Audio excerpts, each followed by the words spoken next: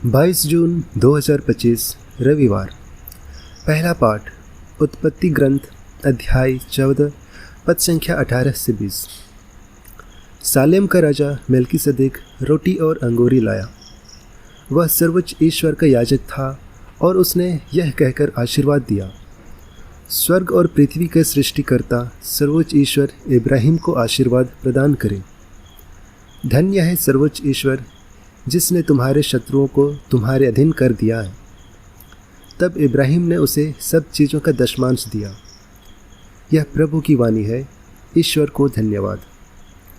भजन अनुवाक्य, तुम मेल्कीसेदेक की तरह सदा ही पुरोहित बने रहोगे। ईश्वर ने मेरे प्रभु से कहा, तुम मेरे दाहिने बैठ जाओ, मैं तुम्हारे शत्रुओं को तुम्हारे पैरों तले डालूंगा। अनुवाक्य, तुम मेल्कीसेदेक की तरह सदा ही पुरोहित बने रहोगे। ईश्वर तुम्हें सियोन में महान राज्य अधिकार प्रदान करेगा। तुम अपने शत्रुओं पर शासन करोगे। अनुवाक्य, तुम मेल्कीसेदेक की तरह सदा ही पुरोहित बने रहोगे। जिस दिन तुम्हारा जन्म हुआ था उस दिन से तुम्हें पवित्र पर्वत पर सियोन पर राज्याधिकार प्राप्त है। अनुवाक्य, तुम मेल्कीसेदेक की तरह सदा ही पुरोहित बने रहोगे।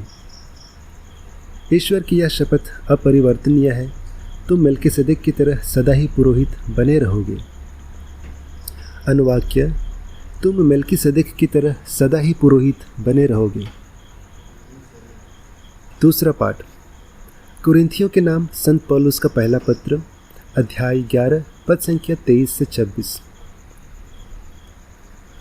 मैंने प्रभु से सुना और आप लोगों को भी यही बता दिया है कि जिस रात को प्रभु यीशु पकड़वाए गए, उन्होंने रोटी लेकर धन्यवाद की प्रार्थना पढ़ी और उसे तोड़कर कहा, यह मेरा शरीर है, यह तुम्हारे लिए है, यह मेरी स्मृति में किया करो।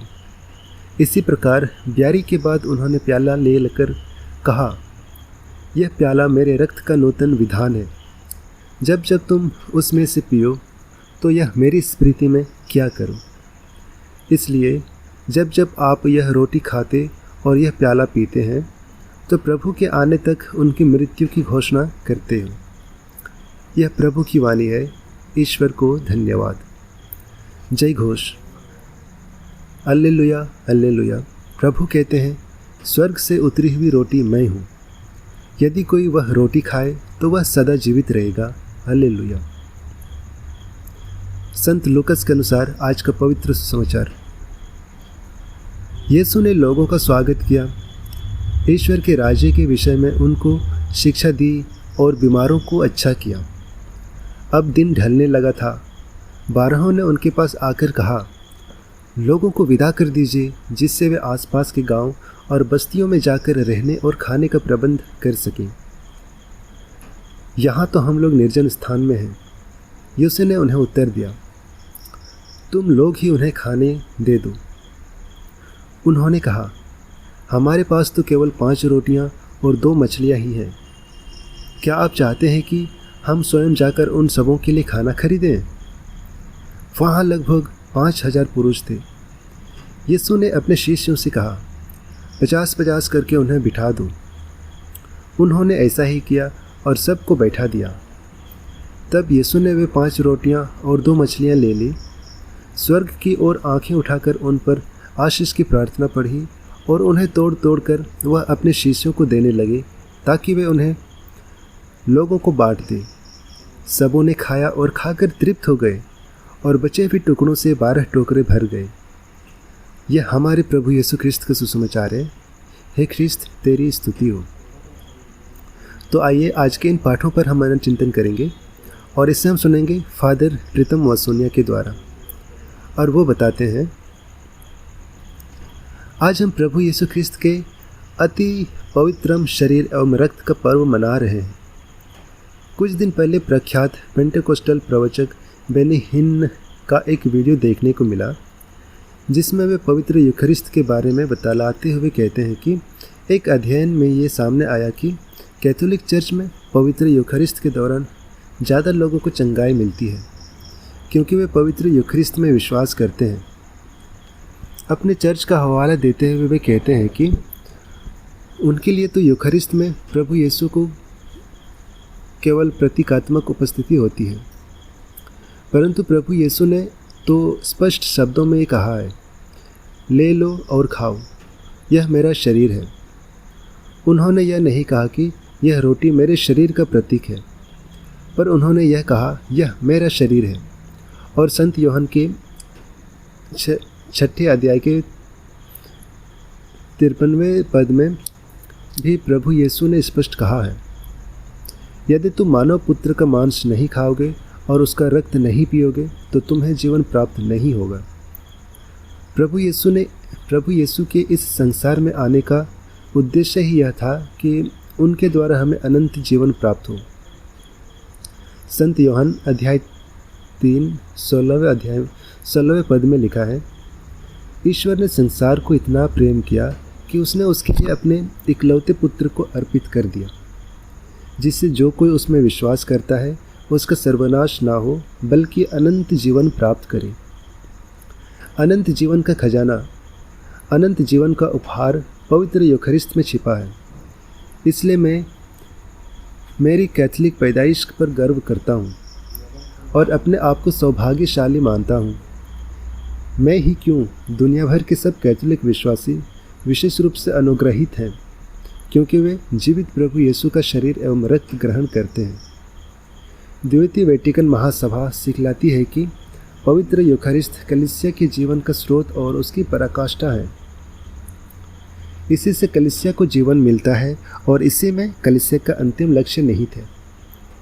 अन्य संस्कारों में तो हमें ईश्वर की कृपा मिलती है, परंतु पवित्र यूखरिस्त में तो हमें कृपाओं को प्रदान करने वाला ईश्वर स्वयं प्राप्त होता है, क्योंकि यूखरिस्त तो स्वयं प्रभु यीशु ही है और बिना उनके कलीसिया की कल्पना करना संभव नहीं है।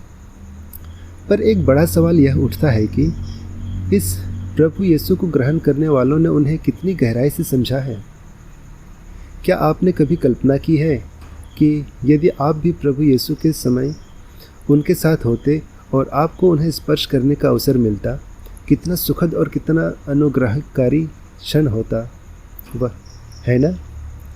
अगर छूना नहीं मिलता तो कम से कम उनकी एक झलक भी देखने को मिल जाती तो भी हम अपने आप को बड़ा सौभाग्यशाली मानते हैं ना। माँ मरियम की महानता पर प्रवचन देते हुए कई बार इस बात को रखता हूँ कि वे इसलिए महान मानी जाती है क्योंकि उन्होंने ईश्वर के पुत्र को 9 महीने तक अपने गर्भ में रखा। उन्होंने सृष्टिकर्ता को 9 महीने तक अपनी कोख में रखा।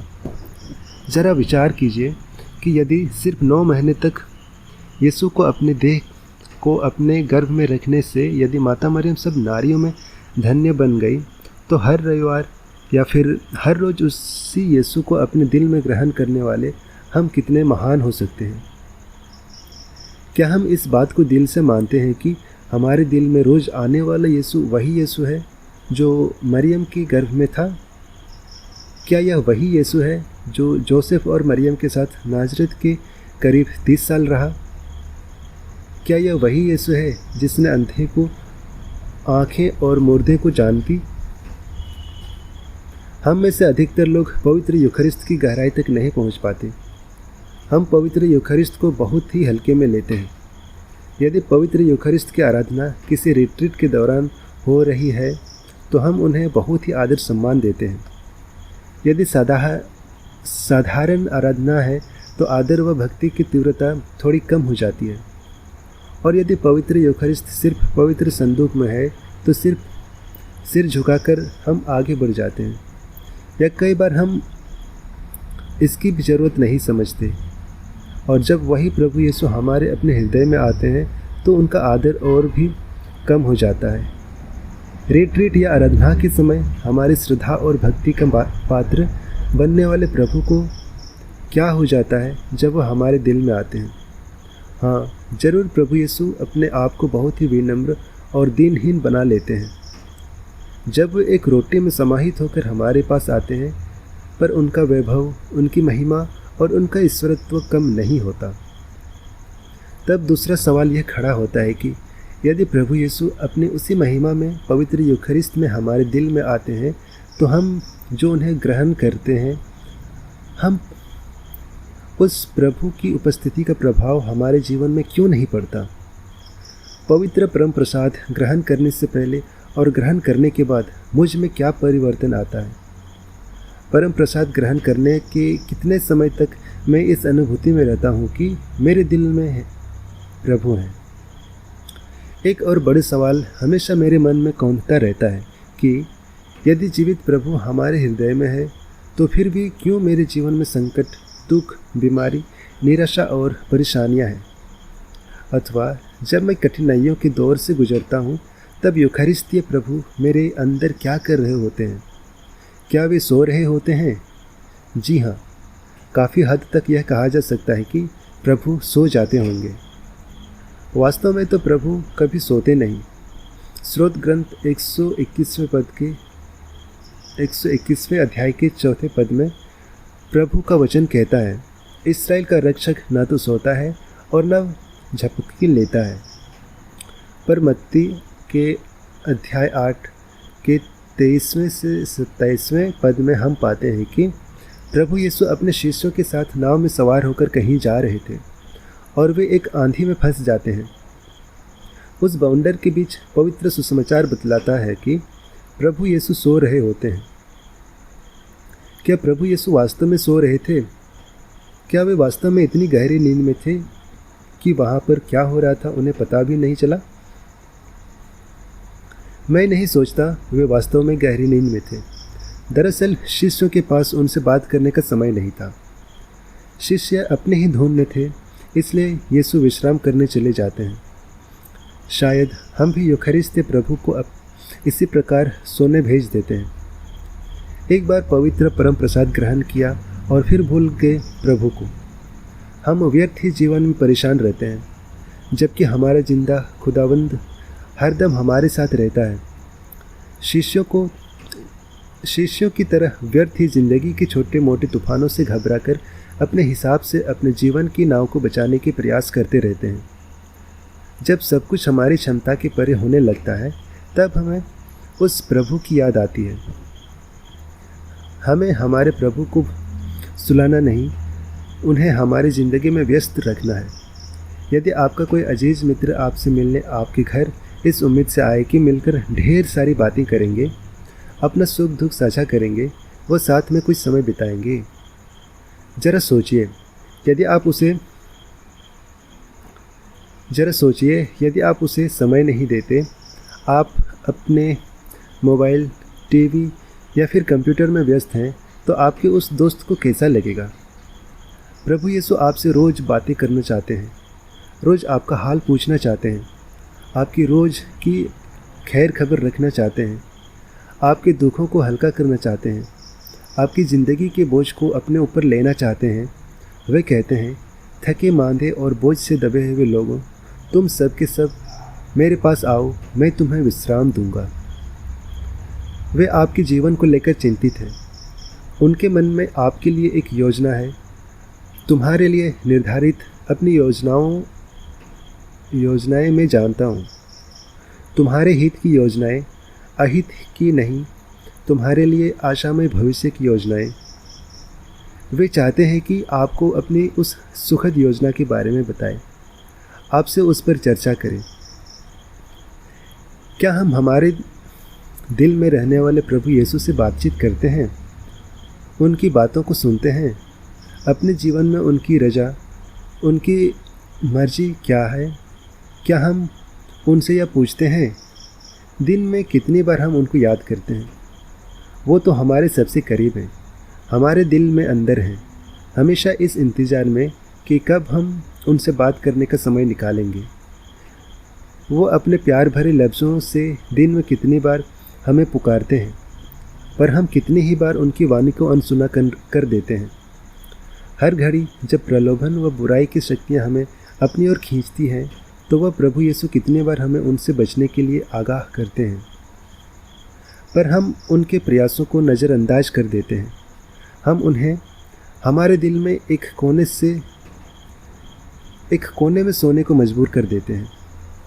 आइए हम पवित्र परम प्रसाद के प्रति अपने नज़रिया को बदलें और उसमें उपस्थित प्रभु की वास्तविक उपस्थिति का आभास स्वयं को हर पल कराएं।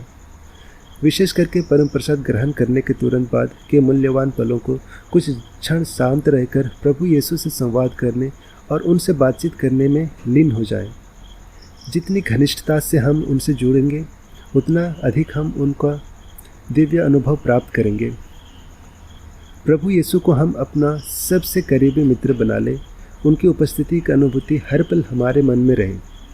यदि ऐसा हुआ तो फिर ना तो कोई प्रलोभन, ना कोई शैतान की ताकत, ना कोई बुराई, ना कोई विपत्ति, ना कोई बीमारी और ना कोई निराशा हमें विचलित कर सकती है, क्योंकि यीशु ने इन सब पर विजय प्राप्त किया है।